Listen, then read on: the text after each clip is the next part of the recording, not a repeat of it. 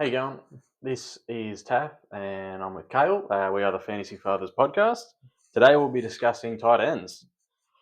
All right, let's kick things off. We'll be going through our top three tight ends. Both the same. Yep. But you want to take it away? Well, the top three, obviously, it's Brock, Bowers, McBride, and Kittle. I think we've both got Bowers at 1. I think he's going in the second round. It's really high, but he should. If it's not him, it should be McBride. Then they're going to get the most target volume out of any tight ends. And Bowers, if it's not Bowers, it's probably Kittle. They're going to get the most touchdowns. So that's why they're the consensus top three and the easy top three. I don't have much more to say on that. I think there's a clear gap from them three to Laporta's listed at 4. I think, it's a huge down tier after Kittle. Yeah, I agree. Any of those three, I can see all of them being interchangeable. I think they're all in similar positions where they're one of the elite pass catchers on their teams. Bowers, there's no real sort of wide receiver like decent competition. They've got decent wide receivers, but he's probably the best receiver on that team. McBride, same thing. You can make an argument for Marv, but I think McBride has shown that he is better as a pass catcher. And then you got Kittle, which 49ers, their wide receivers are all banged up at the minute. Yeah. I think he's going to be the number one there. I think Kittle is the only one I would say for me going at a value. The other, McBride and Bowers in the second round in almost every mock draft. It's really high because the wide receivers and running backs in that range are just gonna score more. Are you looking to draft any of them at their current ADPs? Only Kittle at a slight value. Like if he is late 4th or 5th round, I could take him. But normally he's going end of the 3rd, start of the 4th, and it's just too early. And then Brock, Bowers, and McBride in the second. It's just way too early considering the last 2 years. Obviously, Bowers last year was around the 9th, 10th round, and the year before that, Laporta wasn't even drafted in some leagues. I think I got him in my last round, the 15th round that year, and they've been the tight end 1 the last 2 years. So, and it's very common. Like you had Jonnu last year. There's always a shock player that comes from the double digits rounds and finishes top 5. So for me, I'm looking to take shots later in the draft in the double digit rounds, look to take 2 and go from there, and hopefully one of them hits. If not, double digit rounds, you can cut them in the waivers and try and pick up someone from waivers that is hitting. Yeah, yep. I 100% agree. Is it similar for you? Yeah, definitely. I'm not looking to draft any of them unless there's just an insane value. Just given, like you said, every single year there's some sort of there's a few tight ends that will just go undrafted, and then by week 3, these are the guys that you want to go and spend all your fab on, or try and prioritize during waivers. Yeah. At their current ADPs, I'm not really chasing any of them. Yeah. I like the later rounds. Yeah, I agree. So a bit early this time, but we're gonna get straight into the beer review. Oh, lovely. So this one, I know you're looking forward to. We've got the Matzo's alcohol ginger beer. So it's from the Broome and the Sunshine Coast. So north of Australia. Well, it's either the western and eastern coast. I'm a big fan of the ginger beer. Okay, I've never had this one. Yeah, it's I do like ginger beer, but I haven't had this exact one, but it is in general Matzo's. They do it well. Very excited. Yeah, it's good. Yeah, I was gonna like it, I think. Regardless, but I like it. It's nice, very nice. Out of all the ones I've had, alcoholic ginger beers, this is probably the top. They do it well. Yeah, for me, this is the guy for last episode. Again, this is taking the number 1 spot again for me. I think this is a solid 6 for me. Really nice, easy drinking. What is it? Out of the 7 Tom Super Bowl? Yeah, out of the 7 Tom Brady Super Bowl rings. What a sentence. I'm happy calling that a 7.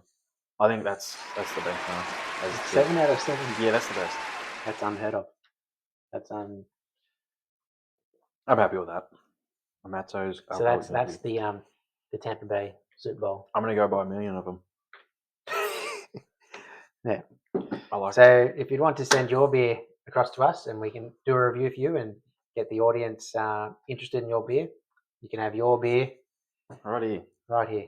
Lovely. Yeah. So now we can continue on with the tight end position. So now we're going to look at, rather than going through a ranking order of our top 12, because honestly for us from 4 onwards it's a bit of a mess. Mm-hmm. So we're gonna go through some draft steals that we quite like. So my number one, I like Tyler Warren, the rookie in Indianapolis. I think he's going to be that number one option. If it's not him, it'll be Downs. So I do like Downs as well, especially with Daniel Jones as quarterback. But one of them two is going to get a lot of targets or maybe they can work out a way to share it. And plus you're hearing things. He's in camp. He's in the backfield. I even heard that he threw a passing touchdown. Oh, So geez, I haven't heard that one. you're playing a 6-point per passing touchdown league. Maybe he's a sneaky quarterback option.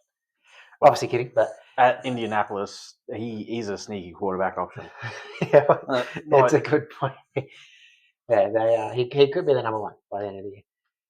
Oh. And well, actually, from what I understand, he played quarterback in high school, so okay. could be a chance. Yeah, right. But so he's going at what's that, ADP 13 or 13. 12 on Sleeper it is.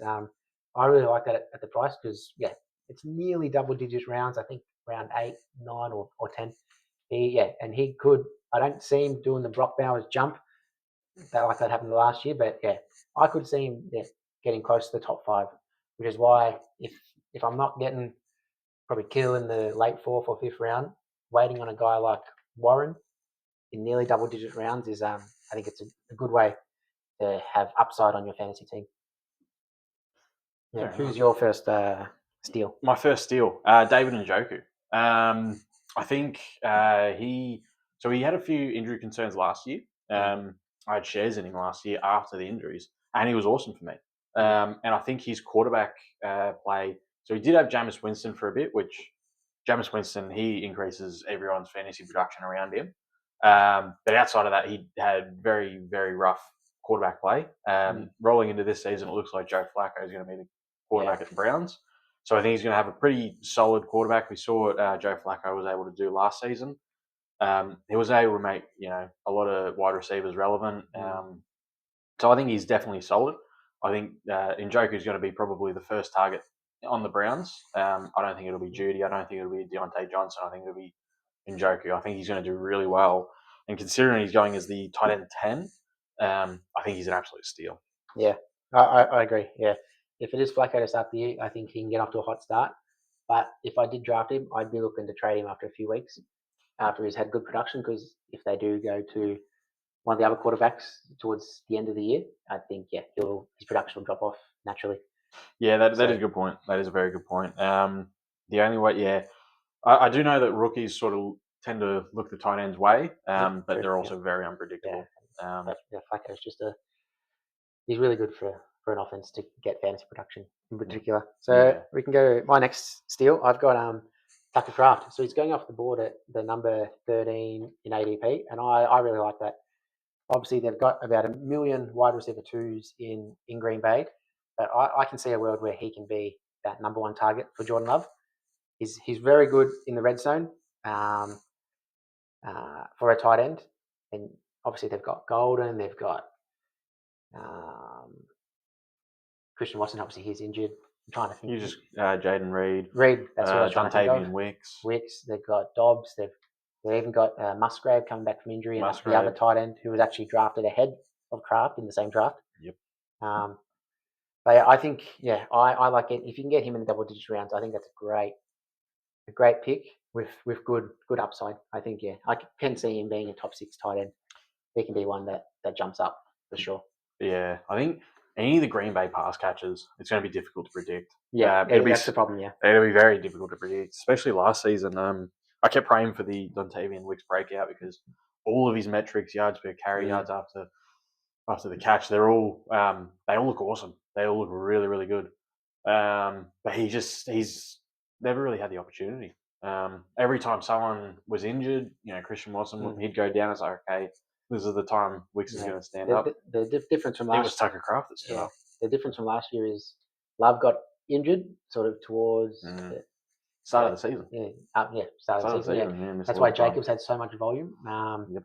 So I can see them passing a bit more, and hopefully for me, that leads to Kraft a few more touchdowns and catches.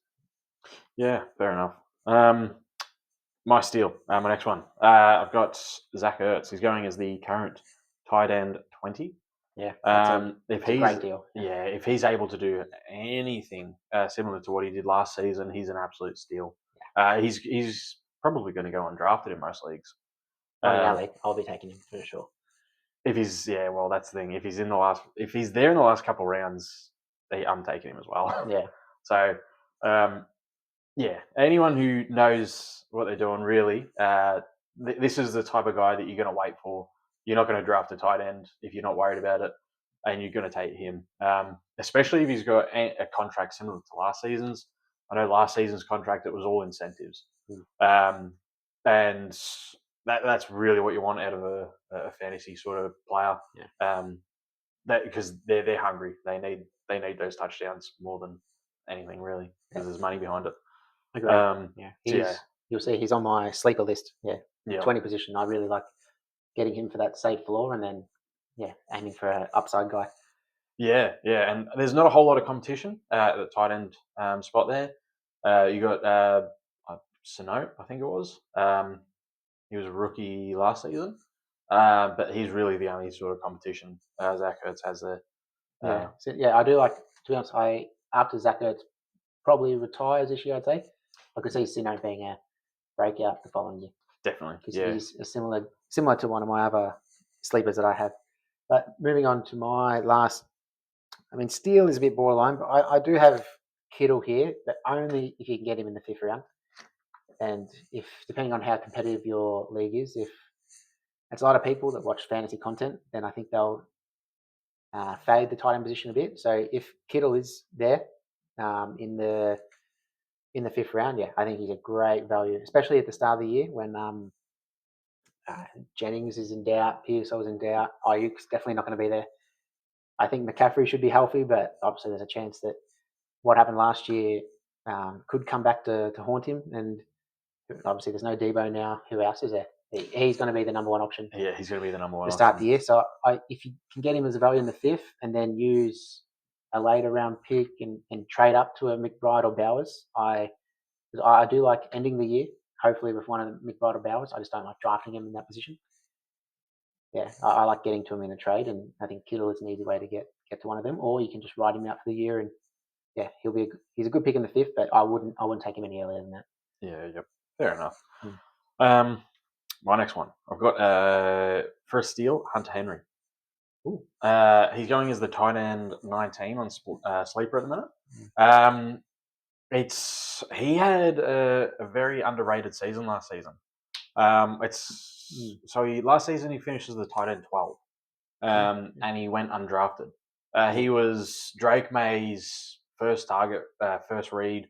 He was the first person he was going to a lot of the time, and I can't see a reason why that won't keep happening. Potentially with Diggs there, he might be the second option, but he's still going to be a favourite target, I think, of Drake May. So he's shown if he can even just come close to last season's production, you've got a top 12 tight end, and you draft, and he's going to go undrafted. Yeah. He's just a dart throw at the end. You could potentially just go through, and I think you're not going to pay anything for him. I think they have a really juicy matchup to start the year. I believe it's against Vegas.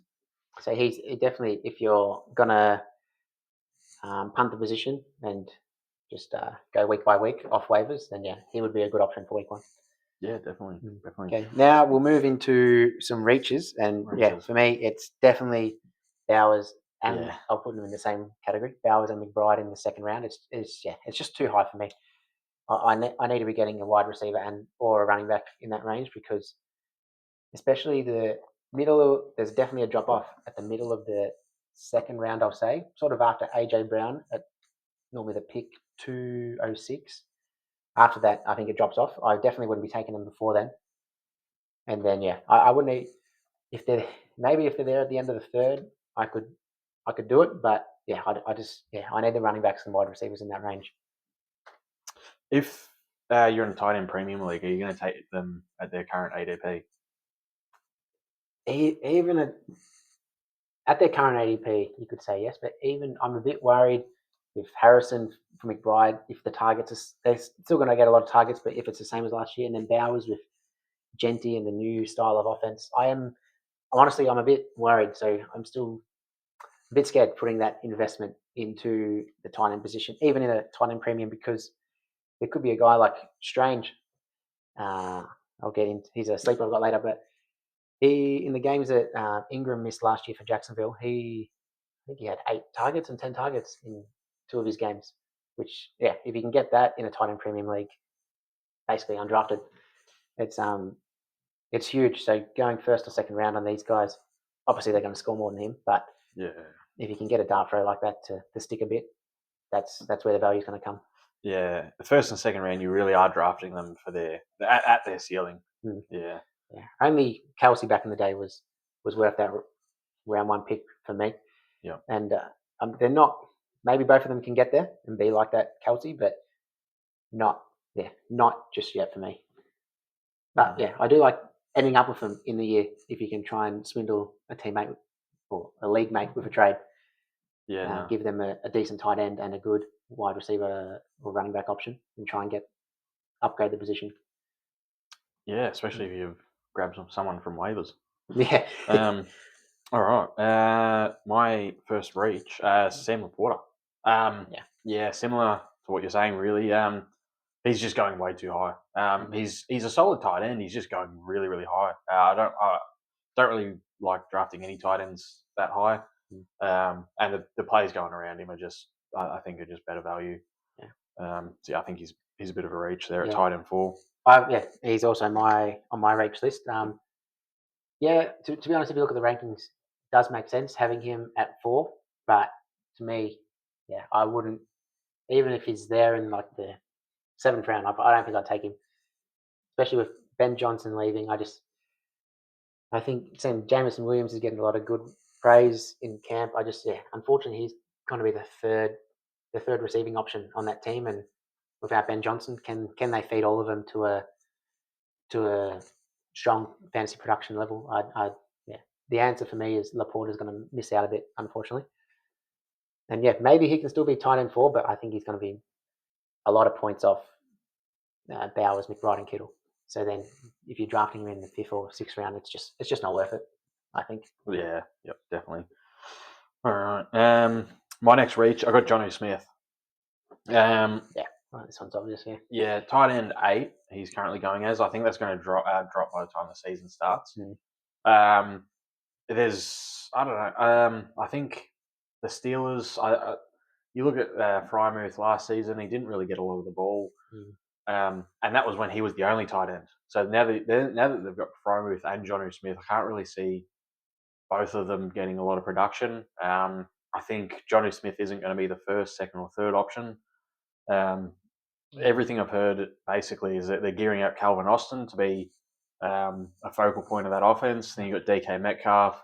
And Frymouth is still a solid tight end. He's definitely a solid pass catcher. So I think at the tight end 8 position, I don't really rate it. If he's going to go maybe tight end 12 to 13, all right, that's probably pretty good value. Especially it's Arthur Smith was the guy that was giving him reps over Pitts in Atlanta. Yep. So maybe he's a favourite of him. But they're going to be a bit of a running attack for me. So he's definitely not going to get the dump offs like he did in Miami. That was a wild second half of last year. Yep. Production. I don't think that's going to happen again. Nah. He. I mean, it's probably not up to him, but he probably should have stayed if he wanted to see that sort of volume. Yep. Yeah. Right. My last reach, again, very similar to Laporta. It's Hockenson at tight end 6. And even though in my quarterback video, I had McCarthy as a top 12 guy, mainly because of the weapons and that Minnesota the coaching style and making it friendly to quarterbacks. I think everyone's just going to be a little bit worse off than they were last year. And even Hockenson, he didn't have a great season last year, obviously coming back from the injury. But when he did come back, it took him a long time to get going. And when he did get going. He wasn't what he was before. Maybe a year off the injury, the ACL, he can be better. But he's just not. Yeah, I just don't like that range. So yeah, I'm not looking at him at all. Yeah, I think we both don't really rate the tight end position. No, Might be a bit different if we're in a tight end Premier League. Four through 9 or 10, I'm not keen at all. Single digit rounds, I'm not looking at a tight end, to be honest. I think if it's a tight end Premium League, I'm a bit more in. Like a TJ Hawkinson in a tight end Premium League, I'm probably all in on at his ADP. I think he is pretty solid. He's a year removed from pretty significant injury. But yeah, in the leagues, I'm pretty out on tight ends. Yeah. I'm almost at the point now where I'm happy getting them just removed. You either remove them, or you either remove them or give them some sort of premium. Okay, yeah, because it's sort of just most dynasty leagues are going that way. They make it a tiny premium. Maybe in a few years, the regular fantasy moves the same way. Yeah. Otherwise they face extinction. That's it. It's just too unpredictable. Yeah. Okay, your last reach. My last reach is one of your steals. Tola Warren. Oh, you're kidding. Yeah.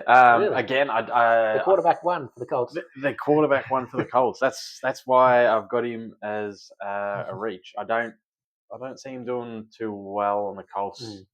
Well, I don't know. If you've got Daniel Jones potentially, I think Anthony Richardson. Oh, actually, you know what? Both quarterbacks are pretty average, and it's really, really hard to predict what they're going to be like. That's the problem. They've got a lot of receivers on that team. You got your Josh Downs, you got your Michael Pittman. You've got I can't even remember his name. There's another. He kept getting just deep balls. Pierce. Pierce. I like Pierce. He's not bad. There's all those options, and then it looks like they're gonna run the ball a lot with Jonathan Taylor. So it's potentially I could be very wrong. But I just don't rate him at his value. There's other tight ends I'm taking before him. Yeah. Okay, so that's interesting. I just think I like drafting him because he's got the similar name value to Bowers had last year. So even if he doesn't hit in the first 3 or 4 weeks, I think if you look to trade him, there's going to still be someone out there that's willing to take a shot on a top 15 drafted tight end. So I just don't think you're not gonna lose value on him if you take him round 9 or 10. I still can't believe he ended up at the Colts. Yeah, well, they've needed a tight end for a long time, so I thought he was going to end up at the Bears. I thought Bowers was going to end up at the Colts the year before. Yeah, but the Bears taken Loveland. Yeah, I thought it would be Warren. Yeah, I don't mind Loveland either, but yeah, the target competition there is just hard to predict. Coconut. Yeah, Coconut. Coconut. There's another one we haven't even thought about. Nah, I wouldn't even worry about it. I'm not going to. Yeah. We can go to a short break now. Short break from our lovely sponsors. Yeah, in my ear, someone's telling me, we'll go to a break. Yep. And the break's over. Thank you to all of our sponsors. Yeah, we appreciate it. We couldn't do it without them. Well, we are doing it without them. So. Now we're looking at sleepers. So I'll go quickly into this guy because you've already mentioned him as a steal. Yeah, it's Ertz out of Washington. To end last year, he just had a super safe floor. Daniels was dumping off to him a lot. And even in the playoffs, which don't really count when we look at fantasy statistics from the year before. Championship. Yeah, he had a couple of really good games. So, yeah, I just think he's got a super safe floor. I love pairing him with a higher, not even a high upside, but a guy that I think could have a breakout year. Because if they don't break out, then it should be getting me, I don't know, 10 points a week. It's probably is decent enough. And then, I can look to make moves and try and move up the draft board with for a better tight end. But for me, he's a super safe floor to start the year. Yeah, I'm all in on Zach Ertz, so I can't disagree with any of that. So it looks like we might need to position ourselves in the draft to make sure we get him before the other one. Yeah, I'm gonna have to take him in the second last instead of the last. Yeah, well, currently in mocks, I'm taking him in the third last. So now I know your game plan. Doesn't matter that late. All right. Well, I don't reckon you're going to draft my dart throw, my sleeper. Noah Gray. Wow. Yeah. At his ADP, he's definitely going undrafted. There is no way anyone's drafting him in regular leagues. He's currently going as the tight end 36 on sleeper. Last season he finished as the tight end 19. Not great, but his volume was steadily increasing.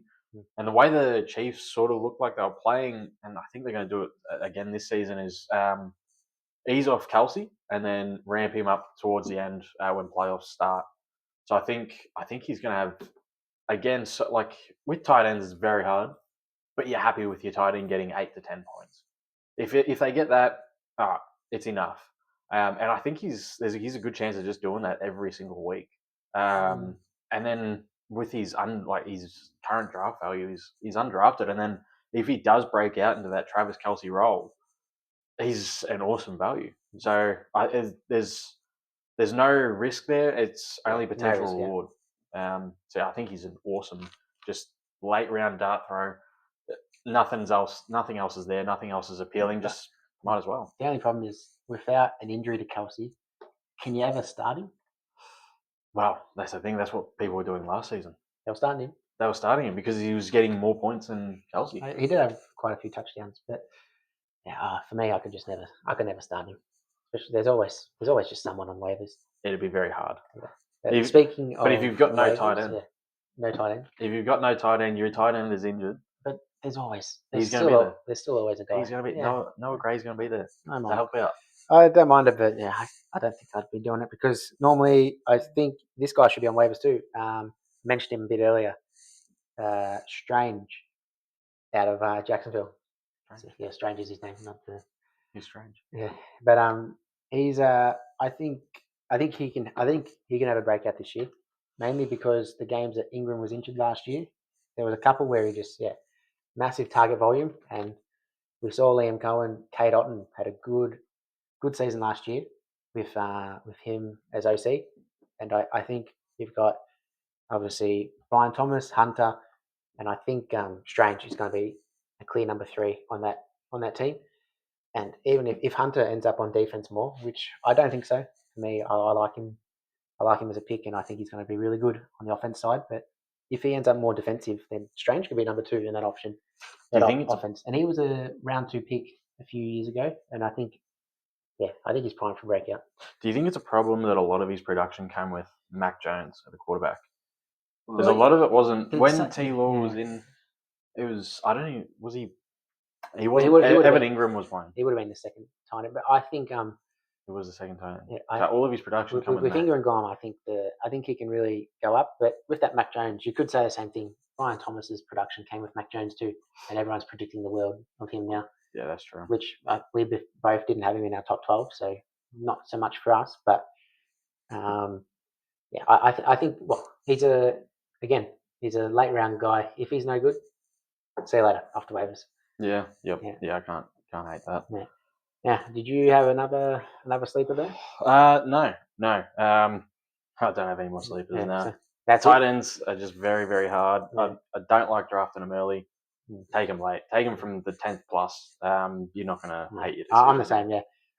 Unless it's unless there's some insane really value. Yeah, really good value, which I doubt most weeks someone's going to pick them up already. So yeah, I really like double digits for me, and I don't mind double tapping the position there. Yeah, but that's all we have for you from the tight end position. Yes. Yeah. Hope you enjoyed the episode, and if you do, be sure to tune in for the next one. Check out the Insta and the TikTok for we're going viral there apparently. Yes, yeah. Hit up all the socials. We got about 4 views. So yeah, it's going good. We'd love to see the 5th. Yeah. All right. All good. All right. See you later. Thanks. Have a good day. All right. See you later.